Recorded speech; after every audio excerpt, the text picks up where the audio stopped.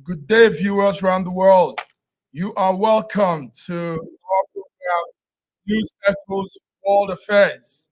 And this is for our global audience. Today, Friday, the 10th of November, 2023.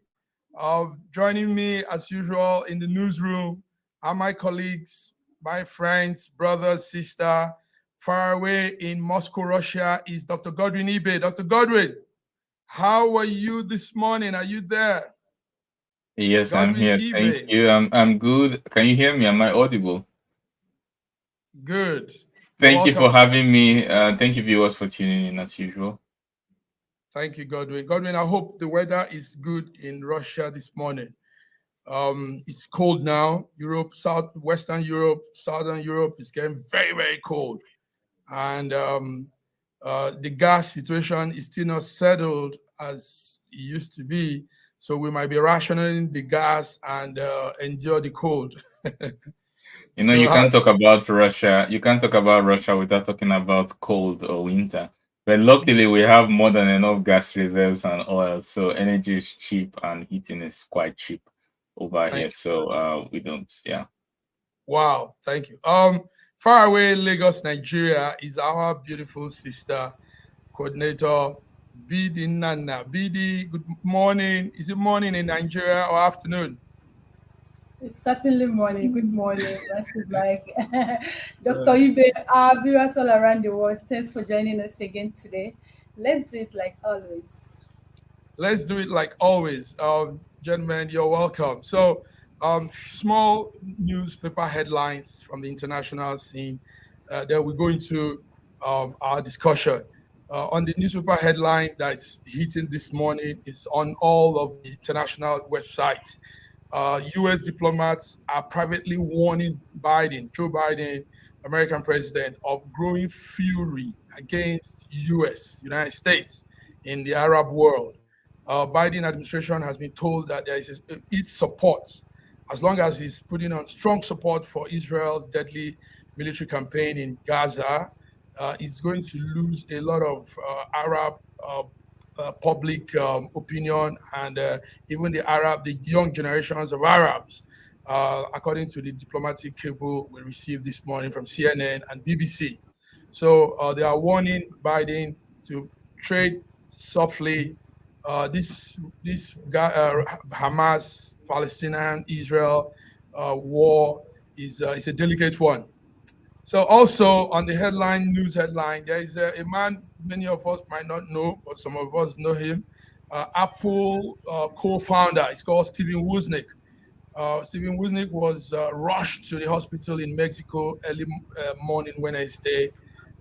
Stephen Wozniak is a co-founder for the Apple, the product that is global, that elite product called Mac Apple.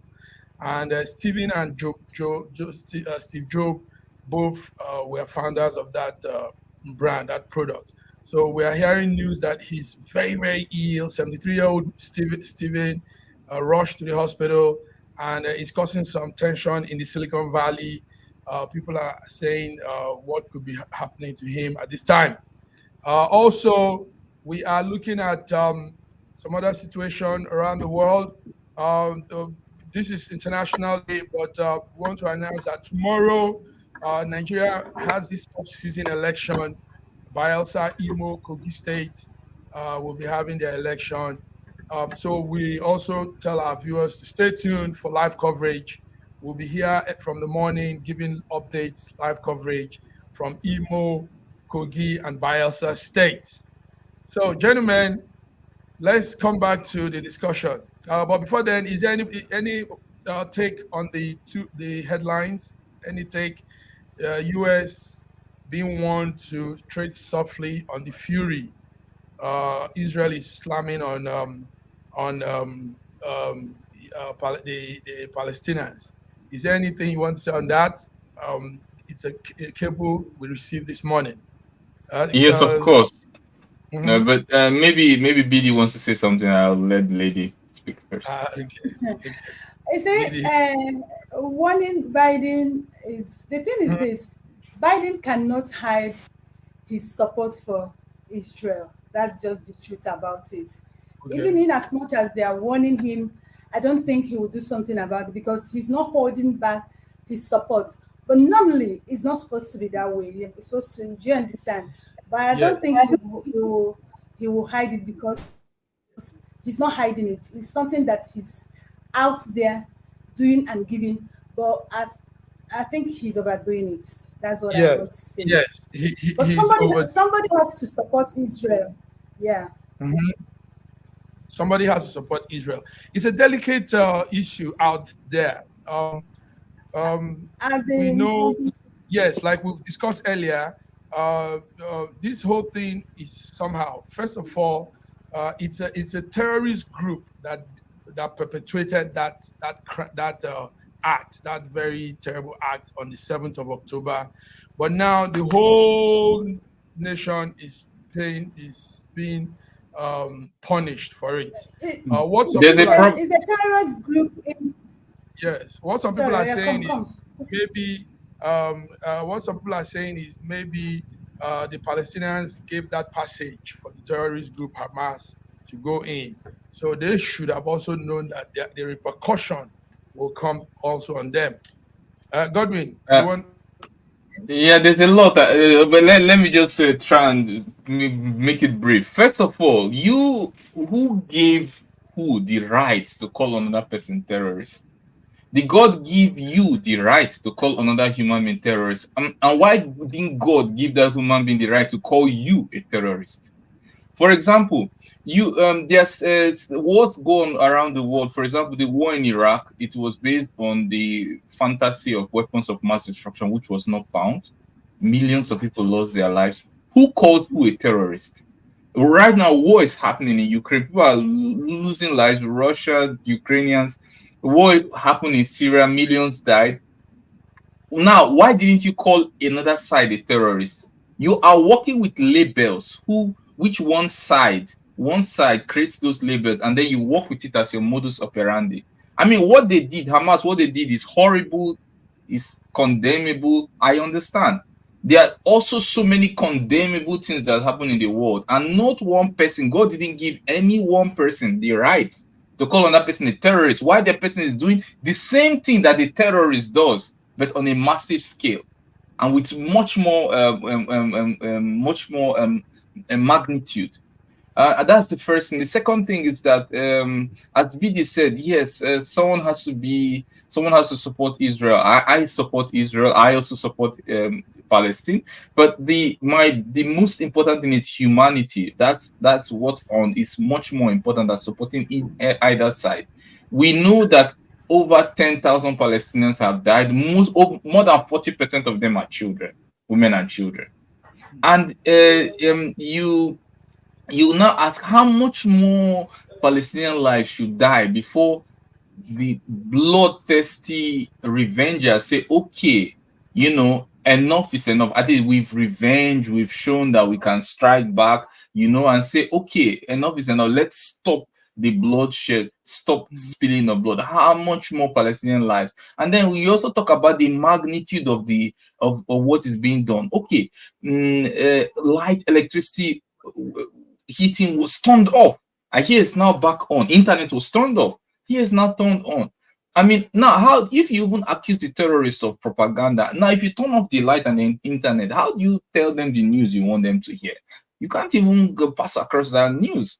And then I also get to understand that a lot of Israeli lives have also been lost in the war. How much more Israeli lives will be I know there's a lot of fog of war. Information is really tightly held. Even the Ukraine conflict right now, journalists can go to areas and view, but in this Israel Gaza, journalists are not allowed. The information is so tight, so tight. So we can only hear what one side wants us to hear. For example, Israel will say we are winning, we are on stage 3, we are on stage 4. Hamas will say, oh, we are finishing them.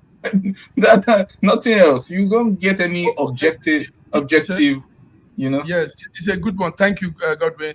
Your viewpoints, you have the right to your viewpoints, and everybody has the right to theirs too. We were just taking it straight into the discussion. This morning But also. I have something to say about Nigerian election that is coming up tomorrow. Okay, no, don't worry. Let's be on the international scene. We'll come to that. Don't worry, my dear. Israel Okay, still right. says that it captures the Hamas stronghold in northern Gaza, and we were following this situation up. Israel said he has agreed to a daily 4-hour pause of military operation. It's going to be 4 hours in the northern Gaza, and what we are also seeing in all of that is a meeting with the Qatar officials and some intelligence chiefs of Israel that was held on Thursday to discuss hostage release. He said that's important because a lot of Israelis are still hostage with Hamas, and the exchange for those hostage has to be played out well because they have to also release some Hamas hostage and give back the Israeli hostage. So the situation now is the stronghold of Hamas, which is Gaza, northern Gaza, has been taken over by Israelis. And some people are saying it shouldn't have been. This is their place, da da da. But they are holding on to it now. And Israel is claiming that they saw long distance pipes and underground structures that made that October the 7th operation work out. So terrible things, not too good for the world. We need peace, like we always say, but this is what it is. Now, Dr. Godwin, what I will only say is a terrorist is a terrorist. It's not about God or anything. If you go contrary to human security, human lives being destroyed, you do things in a very barbaric way. You take people out to kill people. You do things in a way to cause absorb peace. You are a terrorist. Exactly. So, We have conventions on that. We have conventions on that are mutually agreed. For example, one of them is the use of cluster ammunition. Cluster okay. ammunition, which are supplied by, for example, US to Ukraine, and which is openly admitted, is a war crime. But who did anybody label any side a terrorist? Why don't you apply the same standard? Okay, what about collective punishment? There are 2.3 million people in Gaza. You're turning off electricity for 2.3 million. Are they all Hamas? Is that not also a war crime? Why haven't you labeled one side a terrorism? So why is your moral compass only working in one direction? When there's war, everything you do against. So then don't call anybody any name since there's a war. Since there's a war, then why call anybody name? You're not justifying your point. Your moral compass is just one side. Yes. It's that's how it is. No, Dr. Ibe, Dr. Ibe, I understand your submission. See, I understand you. I understand it perfectly well. But like US, you're talking about, they are selling this. Do you understand? But they've not used it directly to destroy any lives. It's been used. It's been admitted. It's been used. There's video evidence, geolocated videos. Nobody's denying it. It's openly admitted. This is not. We are not. Nobody's arguing. Nobody's at the stage of arguing if it's used or not. It's been used by. Go ahead, BD. Go ahead. So, at what stage is that the moral justification of the US labeling Hamas terrorist attack? That's what you're. It doesn't even. Yeah, my own is that what is the moral? Which is yes. What is the moral? Moral superiority or even moral authority for you to have the authority to name somebody else and think that the whole world will work with your label? For what? The other people can also label you as criminal. What happened? That's what I'm saying. You cannot apply. Things are good. What is good for the goose is good for the gander. I don't have a problem with. I've condemned everything that Hamas has done. I've condemned it, but I've also said that be cautious. Do not work with labels that people think that they are unilaterally entitled by whoever, maybe by God. I use God figuratively. Take note, Godwin, that when that strike happened on October the 7th, 1,300 people were killed. That's from the facts, the spreadsheet. Yes. That was an incited action. Nobody did anything. These people had just had this plan and came out and pulled out that attack. I just gave you an example now. I just gave you an example of an incited action. A war happened in Iraq. intelligence officers came with a soda powder used for washing clothes, said it was a evidence of weapon of mass destruction, went in, they killed me, and they did not have any such evidence. The people died for nothing, nothing. There was no evidence, they didn't find nothing. And then you are now talking that is this the first example? Why didn't it work then? Why now? When there is war, you use every measure of so force. Since there's a war, let's stop labeling people. Since there's a war, like you said, then let's stop labeling people. Let's not do things when it's convenient for you. Let's apply standards. Group of people started this war, and which Palestinian has come out to say it's not them. Do you understand? But they allow them to do that through their country.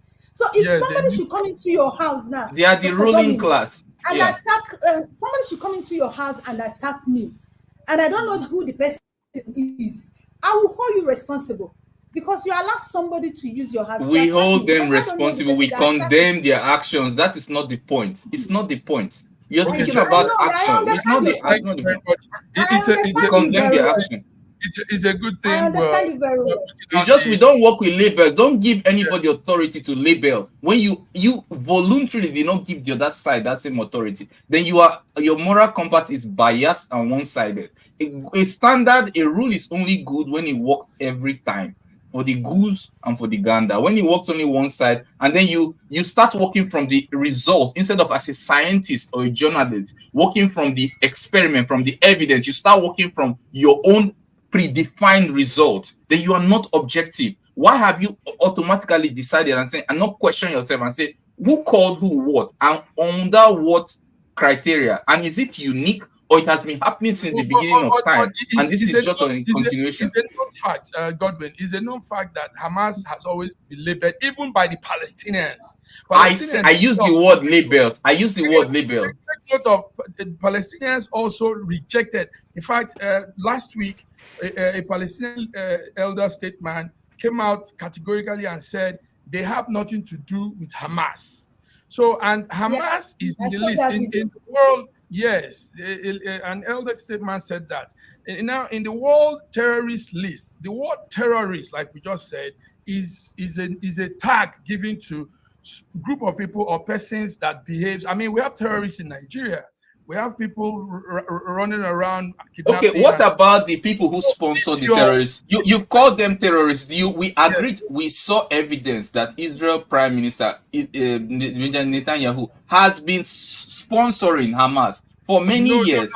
No. That news. I don't know. I have other story on that. I will let you. I will put you something. You didn't get. What is the? It's a one-sided. No. The story is that's not what it says.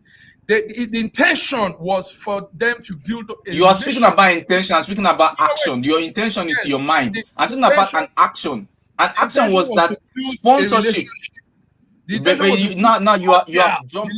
No, you have jumped. You have diverged from the topic. You have diverged from the topic. You're speaking about intention. I'm speaking about action. Did an action happen or not? Don't think. No. Before we continue, don't confuse viewers. We are speaking about an action. Was an action performed or not? It was performed. Did he sponsor or did he not sponsor? Yes, he sponsored. Whatever is intentional, that is in his pocket. We don't want to know. But he sponsored terrorists. It is also as liking the internet, the water, and that is the thing I'm saying. It's unobjective journalism. You have an evidence. It's also connected. But you start from the result with Israel. I mean, if you say this now, then people will say, why is Israel giving them water and electricity? Because according to the agreed rule in the United Nations, collective punishment is a war crime. So turning off electricity, water, internet is a war crime. Simple and short. You're missing the thing. In war, any measure used on the opponent is considered a weapon. So anyhow it is not true. Now you are misleading people again. No. Even in war, no. Viewers are smart enough to know what is war crime. I agree with Dr. In war, there's a limit because of the horrible things that happened in Second World War. all countries came together and said, even if we have a war, Yes. these are the things we cannot do. It's agreed. There's nothing, everything is not permissible. Chemical weapons is not permissible. Cluster ammunition is not permissible. Collective punishment is not permissible. These are things that all sides agree. You saying this now because we're coming to the Ukraine-Russia war. Yes, of course, of course. Now, what you're saying will come back to you. Why not? If all of this is not permissible, why is Russia hitting on Ukraine with some of these methods? Why is Russia? First of all, let's come to the discussion. Yes, I'll come to that. When you ask me a question, I'll answer that definitely. Yes. Okay. So let's talk about this. Let's give a latest update on the Russia-Ukraine situation. First of all, I want to say that Ukraine has started a process of joining the European Union. This morning, the Commission said so. Ukraine's ambition of joining the European Union received an important boost, like the story says. And the bloc, the European Union, they started the negotiation. But the negotiation might take some time. It might not end now. It's a process. Anyway, on Wednesday, the European Commission President Ursula said today is a historic day for them because today the Commission recommends that the Council opens up negotiation with Ukraine and Moldova. Moldova also wants to join.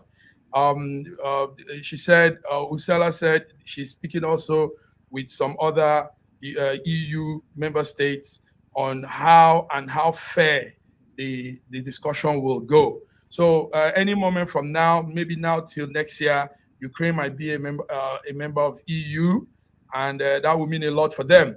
Our man Zelensky said yes, they are in the process also. They applied for the membership in February. Remember, that was what instigated this whole thing with Russia. It says they started the process, and we know that, like we will say, every country to his own policy, to his own governmental arrangement. So nobody should interfere in any country. As long as it's a sovereign country, I think you have the right to your policies and governmental decisions. So Ukraine is on the list now, and that will mean a lot. Joining the bloc will also mean going along with NATO, and that might bring in some other discourse later. Yes, Godwin, what do you have on that? Ukraine being on the list of EU nation, European Union. What you said about the country being sovereign, it's partially true. The reason is because there's some, actually the inventor, I've said this so many times, the inventor of this policy was actually the United States. And the United States came up with the Monroe Doctrine that you cannot have, and our neighbor cannot host an enemy's weapon, or an enemy, a geopolitical foe cannot have weapons in our backyard, in our neighborhood. And that was the Cuban Missile Crisis, when the United States threatened to sink the Soviet Union ship. And the Soviet Union, not wanting problem, agreed. So, okay, Cuba is your neighborhood, we'll pull back, no problem. It was an agreed rule. And then also this second policy is fermented in the United Nations. It's called indivisible security. All nations agreed that you should not and you cannot strengthen your security at the expense of another country. Now, this also means it's similar to the Monroe Doctrine, which means that whatever calculation you're taking, you are a neighbor of a geopolitical, you have to take their interest. You don't get to choose your neighbor. You must take into account, according to what was agreed both by the US, Soviet Union, the United Nations resolution, that you must take into the account the security of your neighbor and their interest in whatever you are forging. And this has been part of the argument of that the Russian side has made. And what even made matters worse is that the Minsk I and the Minsk II agreement that was reached between Russia and Ukraine, that would have allowed Ukraine to keep all their territory, their territory. Only simply recognize the Russian-speaking region, allow them to use their language, give them a chance to be part of the political process, and there would have been no war.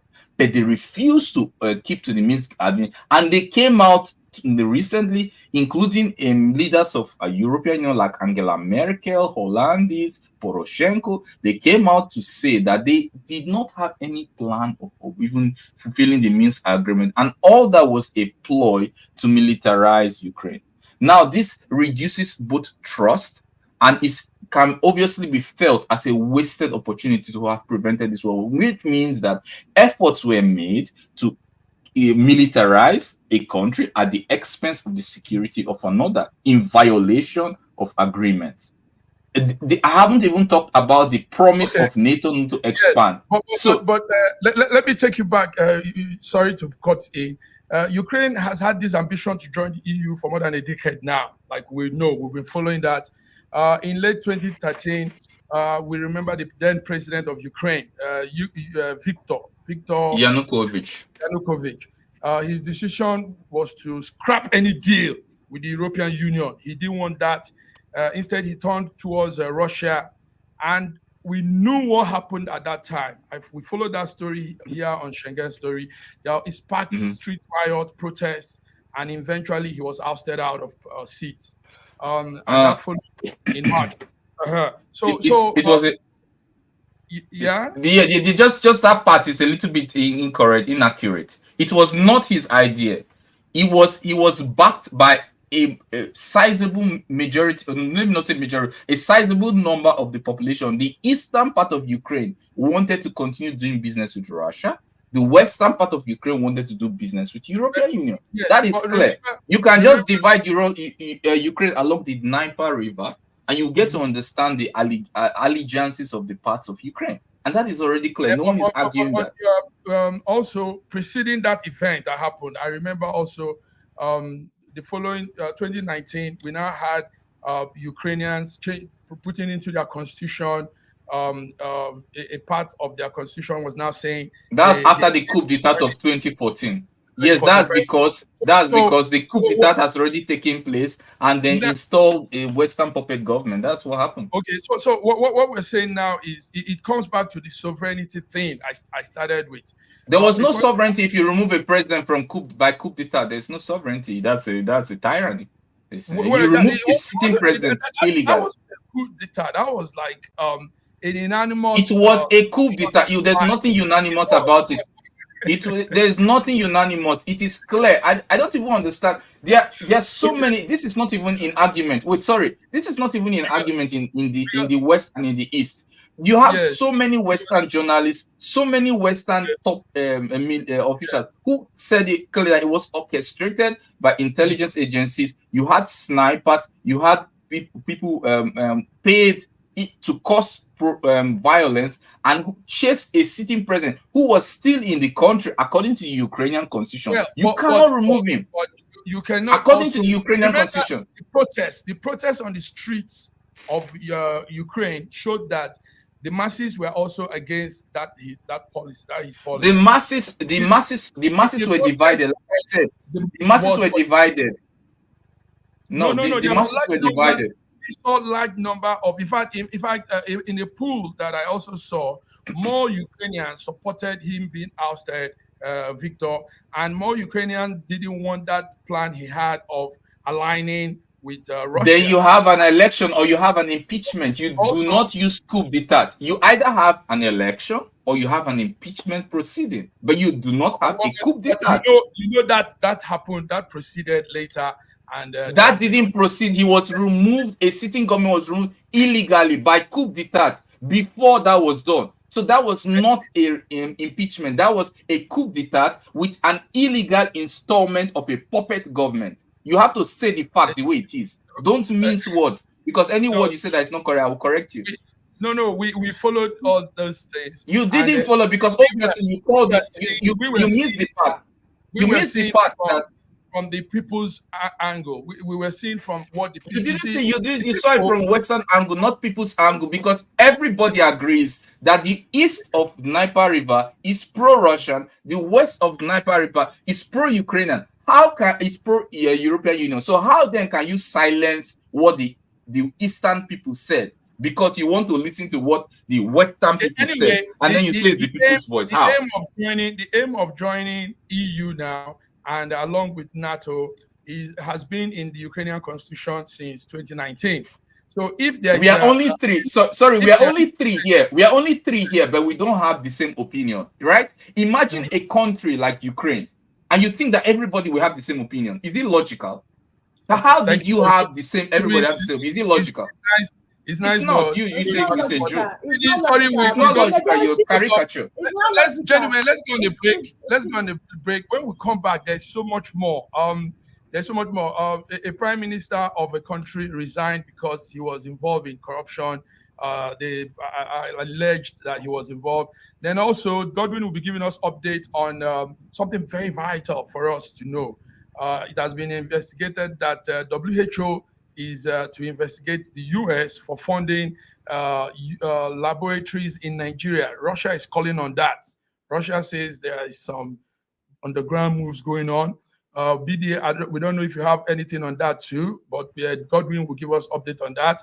And also from the UK is a story of the Home Secretary that might be that people are calling to be removed. So, ladies and gentlemen, we'll be back. Thank you for tuning in to News Echo today, Friday, and we are giving you our world affairs updates.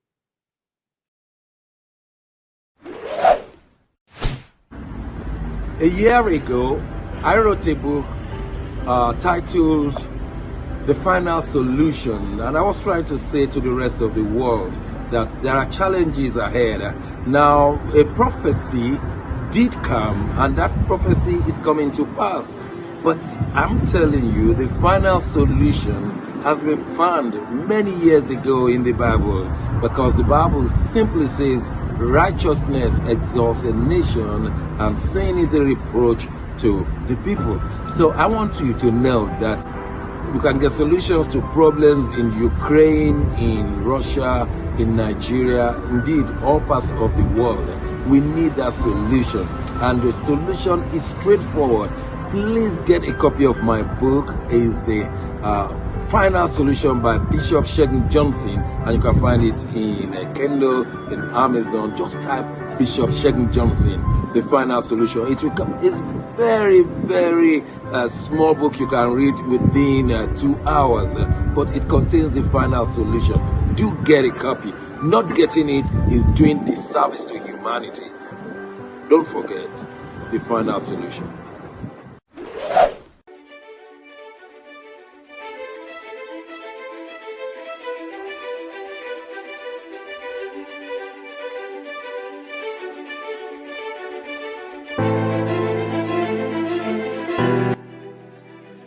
Hi there, I'm Mary Keurig, and I am a businesswoman in the United States, but I'm also the Global Content Vice President for the Sub-Saharan Open University in Nigeria. I could not be prouder to work with Dr. Osita Anamika and his team on helping to create not just entrepreneurs and skill-based talent that will get out into the workforce and make a living for themselves, but also young leaders.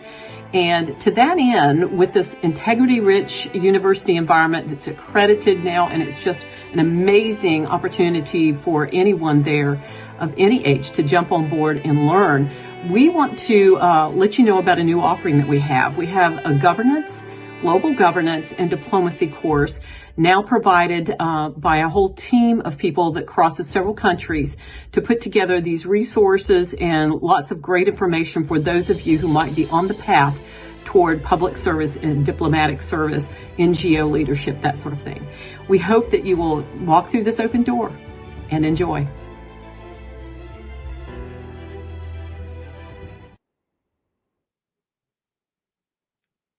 Viewers, you are welcome back.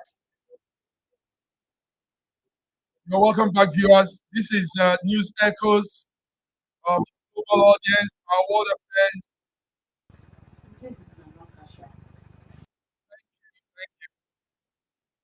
I hope you can hear me. Yes, thank you.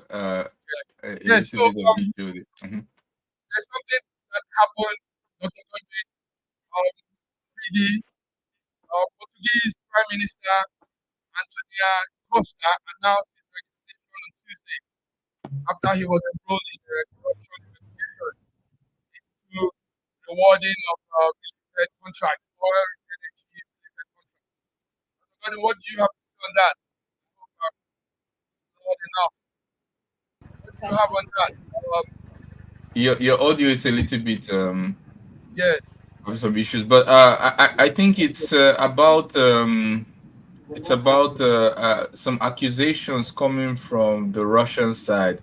Once again, I say they're allegations because I personally didn't see evidence, but it's been reported by the Russian side that the US is using Africans as free clinical resource, aka lab rats.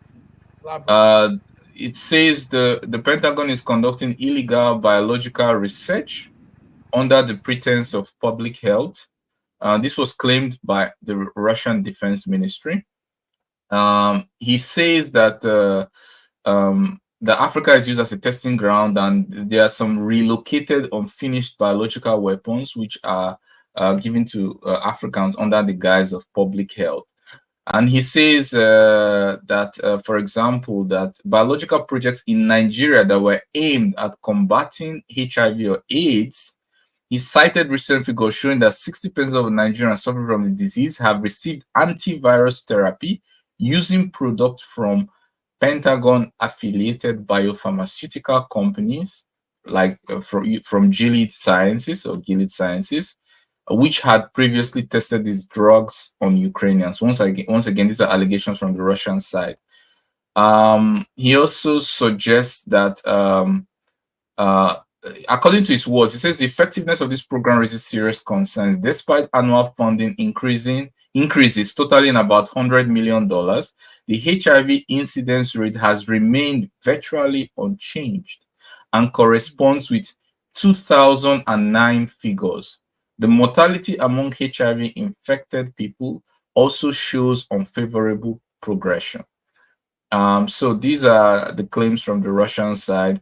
If true, I think it's worth being looked at, and I think the WHO has also been called to look into these allegations. BD, what do you have on that? What do you is there news flying on ground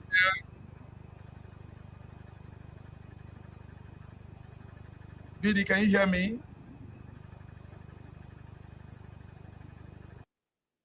I think she's having some technical issues. But okay, we'll give her a few minutes.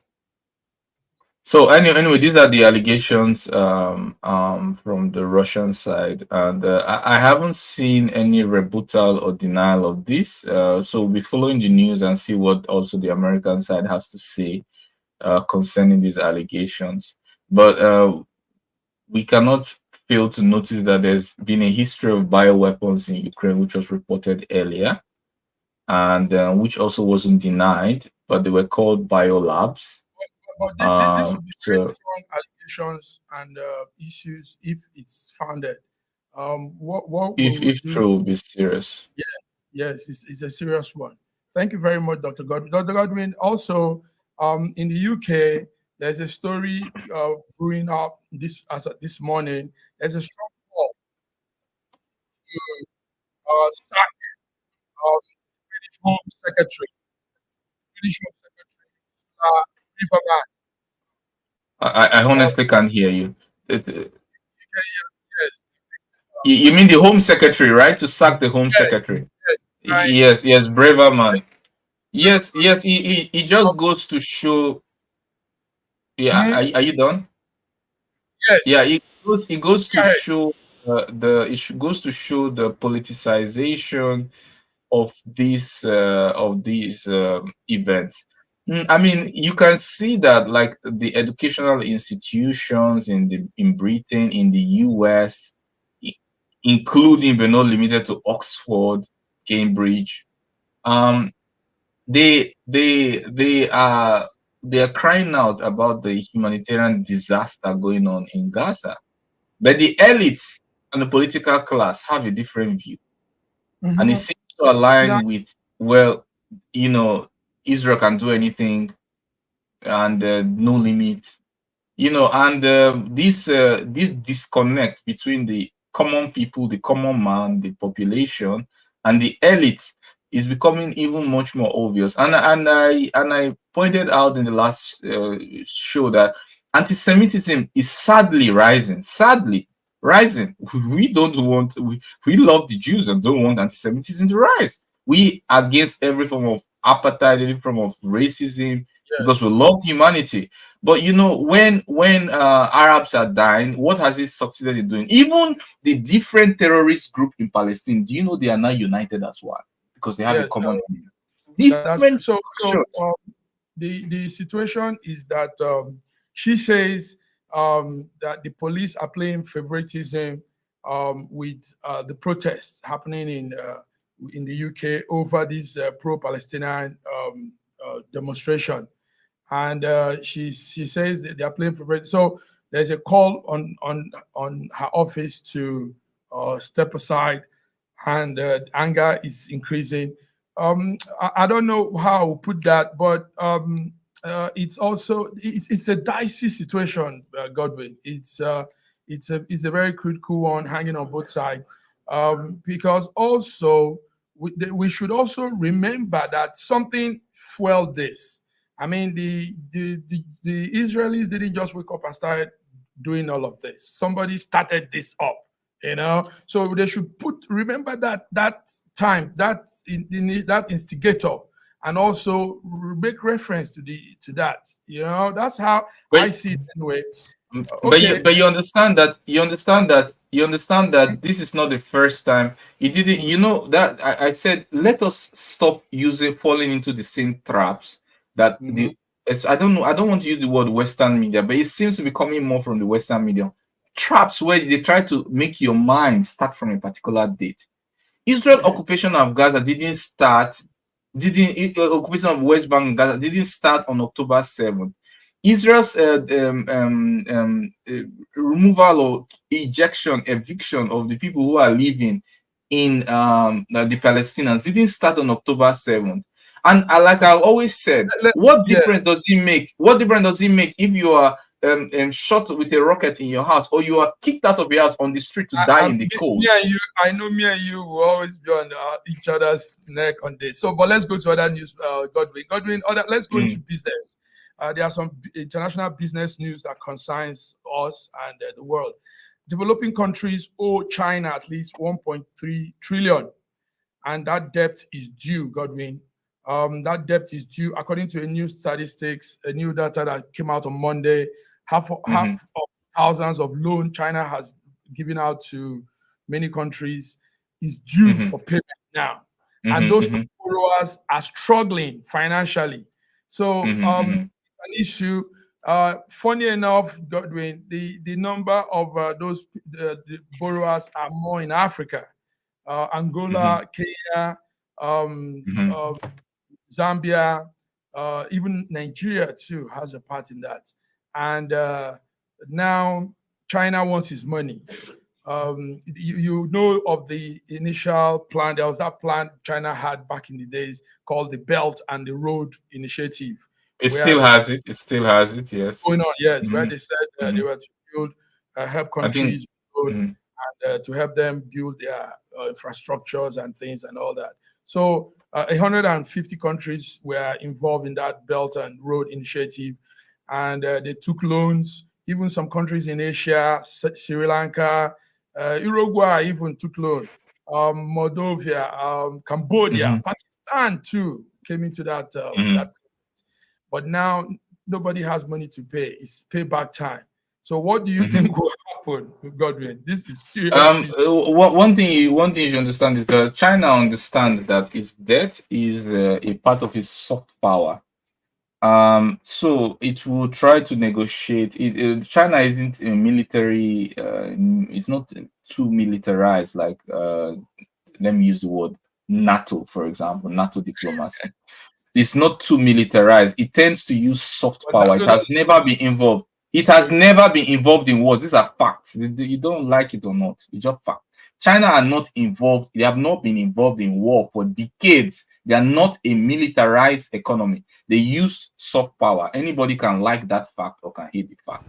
And they understand the value of soft power. And so they are going to try to negotiate a way out. That's number one. Number two, the loans, are they better off having them or not having them? I would say it's better that this country took those loans, because those loans usually go into infrastructure development, as unlike the West that does not invest enough in infrastructure in Africa. I'm talking about Africa now, for example, and instead takes raw materials and sells us back finished product.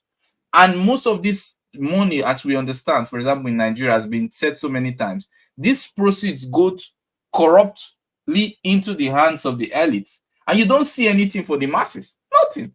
You see most of the expenses going into recurrent expenditure and corruption. 95% of the oil we export, for example, nobody can account for them.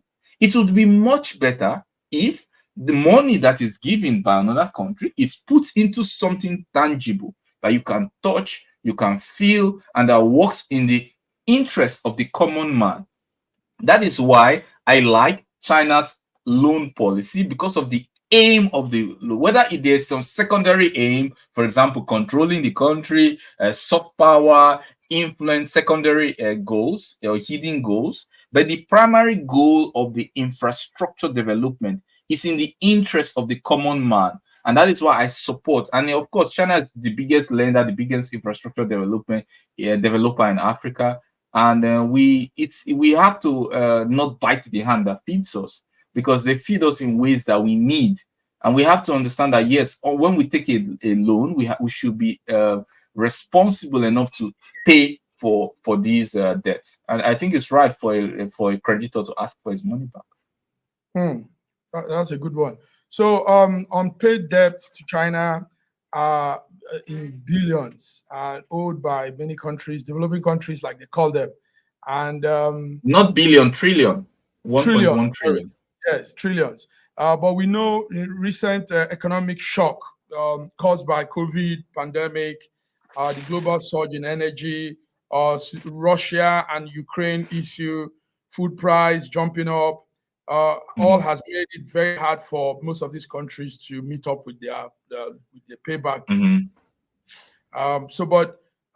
It's a serious thing. What we had yesterday now is China is trying to bring another concept to this whole thing.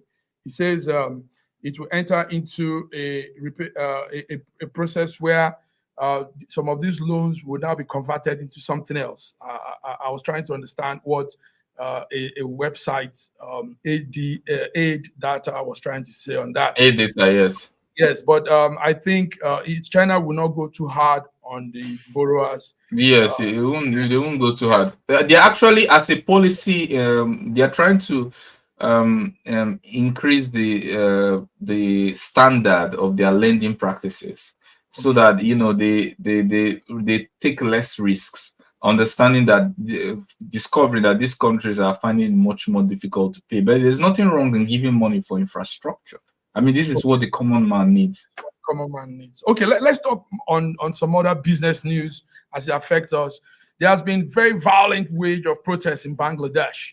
And it is known that Bangladesh, somewhere there in Asia, is the home of some of these top brands. That's where they make them, because Bangladesh has a well-arranged textile and garment industry. Most of what you wear, we put on M&H, Gucci, Zara, some of these clothing brands are being sewn in Bangladesh. But there is problem now. There is protests going on. Protesters are clashing with police because it actually started with the death of 3 of his workers.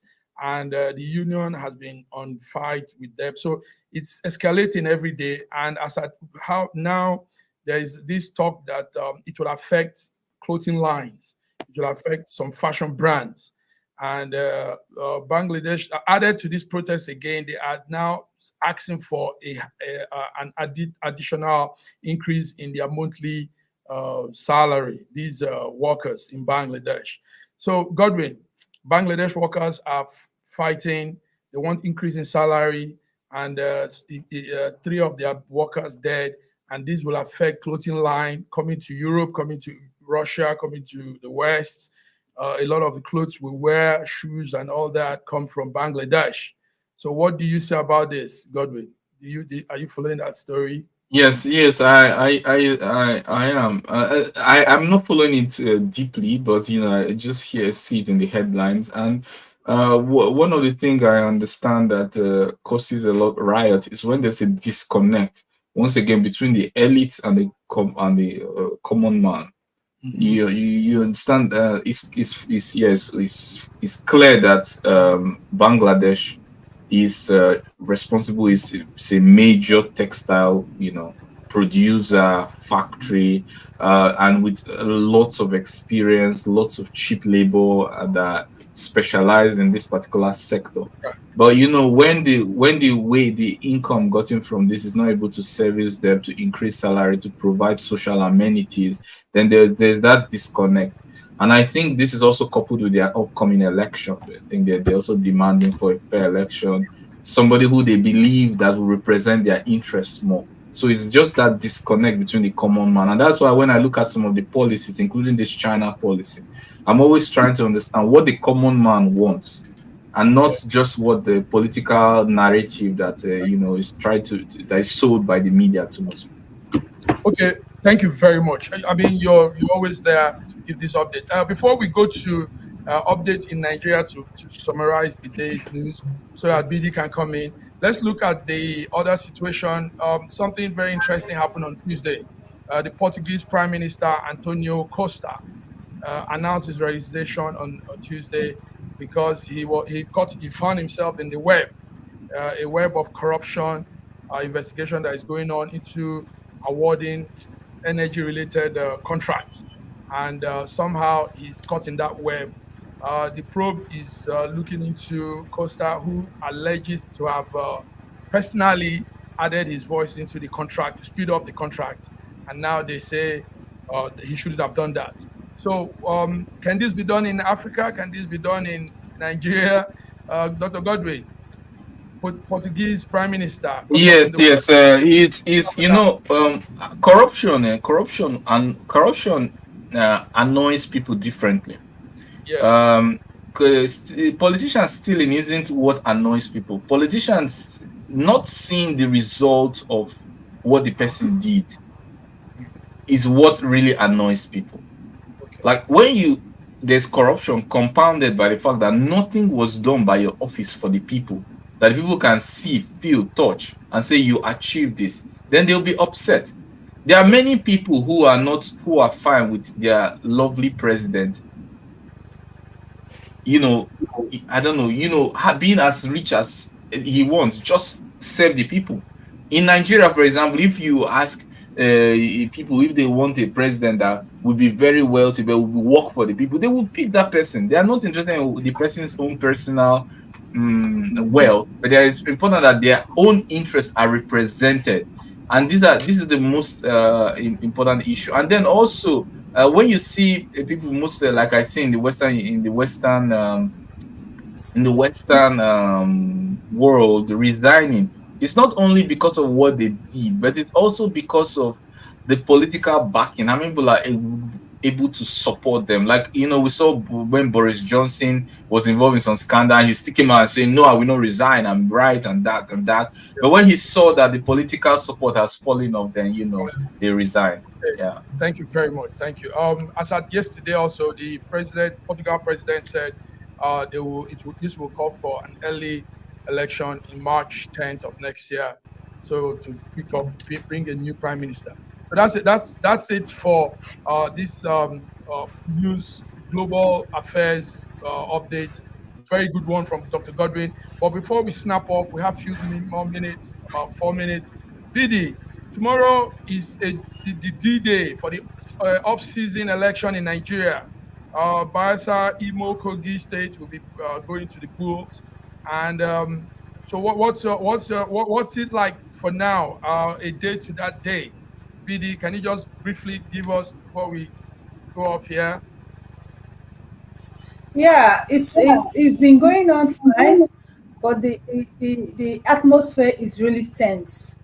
I'll tell you, the candidates involved are not taking it easy, more especially candidates like Hope Uzodinma and Yahaya Bello.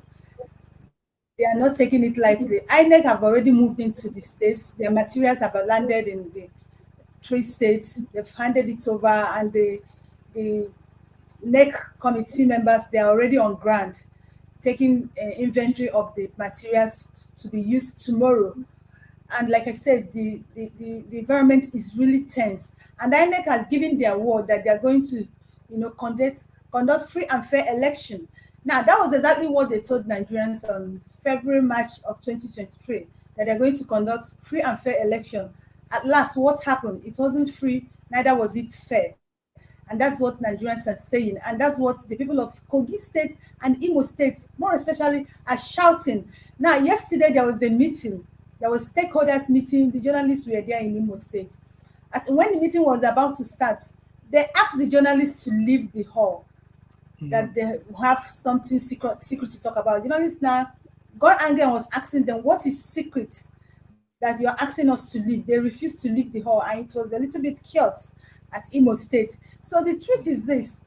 And secondly, if you look at what is going on, some candidates are not being so violent with their words.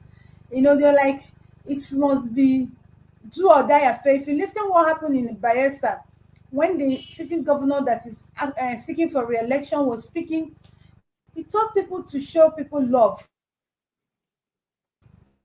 But when the PDP APC candidates was speaking, he was telling them that if anybody stay on your way, kill them. If you need to kill to win this thing, kill. Now, I'm asking Nigerians, why must we kill to get to a position? Do you understand? That was exactly what happened about a few months ago. Is he going to repeat itself again?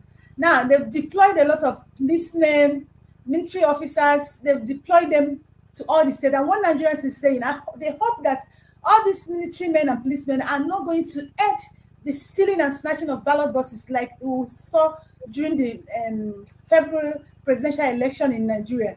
I hope they are not going to do the same thing, because there's a lot of rumor going about that Yahaya Bello and Hope Uzodinma has shared a lot of reasonable money. That if you know what is the situation of Nigeria now, people are hungry. Job works are not going, people are not making money, and there's kind of money somebody will bring to you, you might not reject it. So there's chances of vote buying in Bayelsa, Imo, and Kogi State as it is now. We just pray that people don't die. From what I'm seeing, more especially from Kogi and Imo State, we just pray that people don't die, because the people in power, the sitting governors, are so desperate to take over power. Thank you very much, BD. Good update. No time. Godwin, what will you say to all she has said? A few lines. I think she has spoken just enough. Yeah, she's given us a very comprehensive update. So anyway, gentlemen, tomorrow we'll be here. Those of you that want to be with us, Godwin, it will be a pleasure to have you comment on the live coverage from the polls. BD, obviously, you will be on ground for us. Viewers, this is it. Thank you for tuning in to SSM News Echo World Affairs today, Friday, 10th November. And tomorrow is another day. We'll be here open from the early hours to follow with the new the updates on Imo, Bayelsa, and Kogi State off-season election. So on this note, we want to say thank you. Apart from the weekend, whatever, let's have a beautiful, remember that life is once, and you live your life once. So enjoy the weekend till we come next week. God bless you all. Thank you, Dr. Godwin. Thank you.